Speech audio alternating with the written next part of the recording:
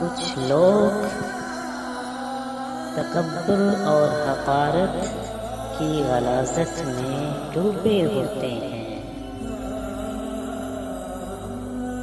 تکبر وہ اپنی ذات پہ کرتے ہیں اور اپنے سے جڑے ہوئے ہر رشتے کو حقارت کی نظر سے دیکھتے ہیں۔ تکبر صرف اللہ رب العزت کے لیے اور حقارت صرف اپنے نفس کی میں کو مٹانے کے لیے۔